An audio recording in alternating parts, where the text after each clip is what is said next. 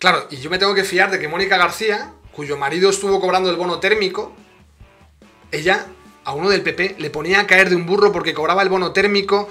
Y hombre, siendo político, ¿cómo cobra usted el bono térmico? ¿No le da vergüenza? Eso es para familias un poco más desvalidas. Y luego resultó que su marido cobraba el bono térmico. Mónica García era la que apuntaba así con la pistolita a Ayuso, la que bailaba por los tejados del Congreso, en esas campañas publicitarias que se hacen, estas que quieren sembrar el caos comunista y la pobreza, estas que se quejan de esa pobreza, pero que luego están encantadas de aparecer en Vanity Fair y en Vogue y todas estas revistas que además, desde mi punto de vista, de manera asquerosa, les dan portadas a estas tipas. Pero bueno, capitalismo, ¿no? Al final todo se presta al capitalismo, incluso las más comunistoides. Buenas tardes, ¿cómo estáis? Hoy es 23 de febrero de 2024. Antes de comenzar, mi pésame a las familias de los fallecidos en el incendio de Valencia. Espero que haya responsables, que se depuren responsabilidades y que alguien nos cuente cómo es posible que un edificio pueda arder de esa manera. Ya están viendo que los materiales que habían utilizado pues eran prácticamente como el que quiere quitarse un dolor de cabeza tomándose 10 gin tonics. Aproximadamente era eso lo que habían hecho con este edificio y además se vendía bajo las premisas de que eran los mejores materiales del mercado. Yo espero que haya responsables. Espero que haya responsables. Que se vea en qué momento se construyó ese edificio, quién fue el arquitecto, qué hay detrás de todo eso. Porque por una parte puedo pensar que es una cortina de humo, nunca mejor dicho, del PSOE, justamente cuando aparece el tema de Koldo, el tema de los 53 millones de ávalos, sucede la tragedia.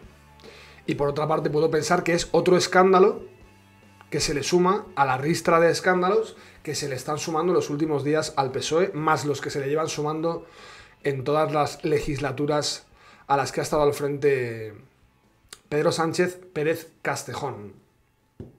Bueno, comenzamos.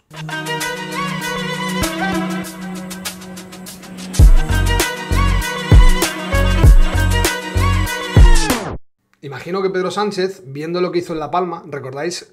Los palmeros, los damnificados por la erupción del volcán de La Palma, aquellas imágenes bárbaras, algunos decían que espectaculares, que eran imágenes, prácticamente alababan las imágenes y entiendo que son espectaculares, pero lo que hay detrás es una tragedia, y es que hay un montón de personas que después de ver cómo Pedro Sánchez se comía un plátano, que eso fue lo que hizo Pedro Sánchez, comerse un plátano, a día de hoy, ya ha pasado tiempo, siguen viviendo en contenedores. A día de hoy, los palmeros siguen viviendo en contenedores. Vista la dimensión de la tragedia de La Palma, vista la dimensión, si todo lo que hizo Pedro Sánchez fue comerse un plátano y ponerlos a vivir en contenedores, pues ¿qué esperáis que vaya a hacer? Si aquí para él será peccata minuta, será una anécdota. Bueno, 4 familias han perdido, o 4 personas han perdido la vida y algunas otras siguen desaparecidas. Pues no sé, igual no llega ni a comerse una naranja. Producto autóctono de Valencia, aunque supongo que no por mucho tiempo porque ya no falta mucho para que podamos decir que no tenemos ni productos autóctonos porque dejemos de producirlos. Yo espero que haya investigaciones. Espero que haya investigaciones. Me da en la nariz que si el gobierno que contrató esto fue el de Ximo Puig, si los que han contratado la construcción de este edificio, los que han dado luz verde a la construcción, están vinculados o estuvieron vinculados con el gobierno socialista o con algunos de estos de la izquierda, pues entonces poco vamos a saber, porque claro, ya es lo que le faltaba. Lo que le faltaba ya a Pedro Sánchez es que 12 días después, 14 días después, hoy se cumplen 2 semanas de los asesinatos de Barbate, de los guardias civiles, que 14 días después se le sumen 4 muertos más por presuntas irregularidades en los contratos, en la construcción, en la arquitectura de estos edificios. Tranquilos, porque si ha tenido que ver algo con cualquier primo del amigo de uno que estuvo de Erasmus en una casa que le alquilaba un hermano de Rocío Monasterio o de Isabel Díaz Ayuso, tranquilos que vamos a tenerlo por todas partes. Maravillosa la cortina de humo que se le presentaría a Pedro Sánchez para poder cargar las tintas. Fijaos que ahora mismo no tienen dónde agarrarse. Con todo el tema de Koldo, y de Ábalos, no tienen dónde agarrarse. Tampoco tienen a lo que agarrarse que incluso la cadena SER ya da por sentenciado a Ábalos. Incluso la cadena SER ya lanza titulares de se vincula directamente a Ábalos con Koldo. ¿Cómo no se le va a vincular directamente a Ábalos con Koldo? Mirad, como la prensa siempre barre para su casa, y ya lo venimos viendo estos últimos días, quiero que entendáis un poco más de quién era Koldo. No voy a entrar mucho en materia, pero sabéis que Pedro Sánchez, iba a decir, ha escrito un libro que se llama Tierra Firme, que es su segundo libro. El primero era Manual de Resistencia. Un buen manual tuvo que ser, porque fíjate si resiste el sujeto. Y este de Tierra Firme, pues también es un libro que firma Pedro Sánchez, porque como sabéis, los libros se los escribe doña Irene Lozano. Y Pedro Sánchez luego va y los comenta. En ese libro aparece la siguiente información en una de las páginas, en un fragmento del libro, aparece cierta información sobre Koldo. ¿Y quién era Koldo, entre otras cosas? Bueno, sabéis que Koldo era el matoncillo, o el matoncete, o el matón, ahora os contaré más cosas sobre Koldo, de algún prostíbulo. Ya me contaréis cómo un tío como el Tito Berni llega a tener todo el poder que tiene, llega a estar tan implicado o tan vinculado con todas las suciedades y las pestilencias de las cloacas socialistas, y como un tipo como este señor, como Koldo, llega a tener tanto poder. El propio Ábalos defendía a Koldo en el Congreso de los Diputados frente a una diputada de Vox. La llamaba prácticamente miserable por poner en tela de juicio las funciones de Koldo. Esto aparece en el libro de Pedro Sánchez, en el libro de Irene Lozano que firma Pedro Sánchez. Los avales. ¿Recordáis que Pedro Sánchez dio un pucherazo en su partido y no le defenestraron del todo? Le dejaron en el pollete. Le dejaron en el polletito de la ventana ahí tomando el aire, pero no le sacaron del partido. Y al no sacarle del partido, pues Pedro Sánchez le sacó partido a eso. Fijaos, los avales. En aquellos meses, desde el mismo día de mi dimisión como secretario general, se fue generando una movilización extraordinaria, una bola de nieve que crecía cada día. La intuición de que ganábamos nos llegaba por muchas señales, pero se confirmó de forma fehaciente el día de la presentación de los avales. De acuerdo con las normas internas, era necesario tener el aval del 5% de la militancia para poder presentarnos. Nos hubiera bastado, pues, con algo menos de 10.000 firmas, pero logramos más de 57.000. Atención ahora, ¿eh? Los avales los fueron recogiendo militantes que apoyaban mi candidatura en cada pueblo, en cada ciudad, pero muchos nos llegaron espontáneamente. Los fuimos almacenando en la oficina de Marqués de Riscal, no sin cierto temor a que algún incidente de última hora diera al traste con nuestras esperanzas y las de la militancia. El fenómeno fue abrumador, nos llovían los avales. Cuando faltaban 5 días para que acabara el plazo, ya habíamos recogido 40.000, pero aún en esas últimas jornadas nos llegaron otros 17.000. Y aquí viene lo importante. El día de la entrega era el 4 de mayo. Las 2 noches anteriores, Koldo, un miembro de la candidatura, se quedó a dormir en la oficina para custodiar los avales. Tienes a un tipo que ve cómo puede regresar y tomar el poder del partido del que ha sido semidefenestrado por haber intentado dar un pucherazo contra ese propio partido. Tienes a ese tipo, a ese sujeto llamado Pedro Sánchez Pérez Castejón, atemorizado ante la idea de que algo pudiera suceder. Claro, el que ha intentado dar un pucherazo, con todas las malas artes que eso implica, pues a lo mejor duerme menos tranquilo pensando, ¿habrá otro como yo que con sus malas artes trate de eliminarme a mí del juego, tal y como yo con mis malas artes traté de eliminar del juego a mis propios, a los míos, a los de mi partido, con aquel pucherazo? Es complicado conciliar el sueño cuando uno sabe que lo que ha hecho se puede replicar a manos de otra persona.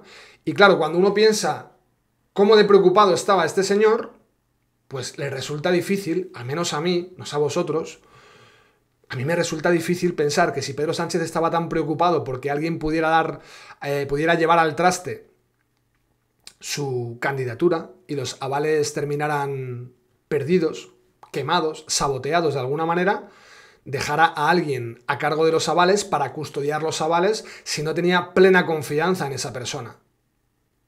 Tiene sentido. No, tiene sentido. Porque vais a ver cómo en lo sucesivo, hora tras hora, todos se desvinculan de Koldo García. Todos se desvinculan de Koldo García. Ábalos era preguntado hace un par de días cuando saltó el escándalo y decía que, bueno, que a ver, que las relaciones se deterioran, que él hace mucho que no, que su relación se fue desdibujando, que tampoco era su mano derecha, como le preguntaba Risto Mejide. ¿Es tu mano derecha? Hombre, mano derecha, a ver, yo tengo 5 asesores y un papá. Mano derecha, pues uno de mis ayudantes. Un ayudante que pasa de tener 0 a tener 53 millones. Pero claro, es que hay tanto donde rascar que no sé cómo os tomáis vosotros esta noticia, pero a mí me empieza a faltar espacio en este asiento desde el que siempre os hablo para poder albergar todo lo que tengo que albergar entre las piernas. Mirad. Sanidad admite por primera vez, según The Objective, Sanidad admite por primera vez que obligó a llevar mascarilla en pandemia sin aval técnico. 2 estados de alarma inconstitucionales nos tuvieron encerrados en casa de manera inconstitucional. No ha pasado nada. En este país no pasa nada. Pasa de todo y con todo lo que pasa no pasa nada, señores. Sanidad admite por primera vez que obligó a llevar mascarilla en pandemia sin aval técnico. La Audiencia Nacional obliga al departamento que lidera Mónica García a entregar información relevante. ¿Pero qué información relevante? La que se destruyó en aquel despacho del Tito Berni, gracias a Meritxell Batet, la que tratan de destruir respecto al caso Ábalos, porque este señor, Koldo García, ya está puesto en libertad. ¿Cómo puede ser que cuando hay 53 millones, ¿os acordáis la que le cayó a Cristina Cifuentes por 2 cremas? Que está perfecto, ¿eh? Pero ¿os acordáis cómo esos almacenes guardaron ese vídeo y tuvieron ahí una carta, unas en la manga? Por cierto, han sido condenados hace poquito esos almacenes por guardar ese material. La que le cayó a Cristina Cifuentes por 2 cremas. Aquí hay 53 millones. Y ya vais a ver cómo parece que además es la extrema derecha la que saca esto en el momento. Menos mal, porque fijaos qué interpretación tiene esto. Algunos pensaban, oye, pero yo mismo pensaba, qué raro que haya salido justo después de las elecciones gallegas. Que no haya salido antes, pero viendo los resultados me alegra mucho, porque imaginaos que esto hubiera saltado a la palestra antes de las elecciones gallegas. Pensad un momento qué hubiera dicho Pedro Sánchez, qué hubiera hecho el PSOE si este escándalo de Koldo García hubiera saltado antes de las elecciones gallegas. Pues que el resultado que ha sido nefasto tal vez hubiera sido más nefasto, pero ellos habrían tenido a lo que agarrarse. Habrían dicho que lawfare, los jueces, qué casualidad, el timing de la política, la extrema derecha, cómo se filtra esto. Ya hubieran buscado la forma de poderle decir a su electorado y a España, tranquilos, la amnistía no nos pasa factura, lo hacemos todo bien, es porque la extrema derecha, en connivencia con los jueces, han sacado esto en el momento adecuado para boicotearnos las elecciones. Y luego el Partido Popular lleva hablando desde el 2004 sobre el 11M y no tiene la vergüenza. Recordad que hace 3 semanas Yolanda Díaz estaba recogiendo pellets, buscando pellets con lupa porque no encontraba pellets para poder hacer un Prestige número 2. Claro, y yo me tengo que fiar de que Mónica García, cuyo marido estuvo cobrando el bono térmico, ella a uno del PP le ponía a caer de un burro porque cobraba el bono térmico. Y hombre, siendo político, ¿cómo cobra usted el bono térmico? ¿No le da vergüenza? Eso es para familias un poco más desvalidas. Y luego resultó que su marido cobraba el bono térmico. Mónica García era la que apuntaba así con la pistolita a Ayuso, la que bailaba por los tejados del Congreso, en esas campañas publicitarias que se hacen, estas que quieren sembrar el caos comunista y la pobreza, estas que se quejan de esa pobreza, pero que luego están encantadas de aparecer en Vanity Fair y en Vogue y todas estas revistas que además, desde mi punto de vista, de manera asquerosa, les dan portadas a estas tipas. Pero bueno, capitalismo, ¿no? Al final todo se presta al capitalismo, incluso las más comunistoides. ¿Cómo me tengo yo que creer que Mónica García, que estuvo cobrando 2 sueldos a la vez de manera irregular, y dijo que no se había dado cuenta, que es que, claro, le entra tanto dinero en la cuenta que es que no sabía que estaba cobrando tanto dinero? No lo había entendido, pensaba que era lo que tenía que cobrar. Yo me tengo que fiar de que Mónica García entregue información relevante. Sanidad reconoce que impuso el uso de mascarillas sin informes técnicos. Es la primera vez que lo admite por escrito y lo hace después de que la Audiencia Nacional le requiera aportar la documentación que solicitó Liberum hace año y medio a través de una querella. La asociación pidió al departamento que ahora lidera Mónica García los informes elaborados por la ponencia de alertas del Consejo Interterritorial de Salud que avalaron la decisión de mantener el tapabocas en los transportes públicos hasta febrero del año pasado. La presidenta de Liberum, Nandi Cuevas, considera que esa respuesta confirma el escenario que llevan años denunciando. No obstante, lamenta que la contestación no aporte toda la información requerida, ya que siguen sin conocerse las actas de las reuniones y la identidad de los expertos. Os recuerdo que nos vendieron por activa, por pasiva y por perifrástica que había un comité de expertos evaluando la situación. Es un comité de expertos el que lo dice. Y como lo dice un comité de expertos, lo dice un comité de expertos. Claro, eso es una falacia de autoridad, pero como la copa de un pino. Como no tienen expertos ellos con cara visible a los que poder atribuir esa información, pues se inventan un comité de expertos y nos meten por el recto una falacia de autoridad que es, lo dicen los expertos. Así que usted, señor, que es estúpido, porque usted es un currito, o un desempleadito discontinuo, porque ella dice fijos discontinuos, yo digo desempleado discontinuo. Me parece más, bueno, pues como su cociente intelectual, que es discontinuo. A veces aparece ahí algo que le permite hablar, pero claro, después es discontinuo porque lo que dice son tonterías esta señora. Nos han tenido encerrados el tiempo que les ha dado la gana, nos han perseguido por la calle, han multado a un montón de personas, algunos sacaban a un peluche con forma de perro con una cadena para poder salir a pasear, para evitar entrar en shock después de tanto tiempo metido en casa. Han apaleado a alguna persona por la calle, han perseguido a gente corriendo en las playas, solos, por el Retiro, solos. Y tenías que ir corriendo. Salía Mónica García, el que no puede correr con mascarilla no es porque sea mala, es porque está bajo de forma. Y ahora resulta que no solamente los estados de alarma eran inconstitucionales, que eso ya lo sabemos, pero no ha pasado nada, sino que además no había ningún aval para el asunto de las mascarillas. Y alguno todavía piensa que van a pasar cosas. Yo estoy esperando. Espero ver qué pasa con los incendios de Valencia y espero ver qué pasa con Koldo García y si cae Ábalos y alguno más. Porque Ábalos está aforado, por cierto.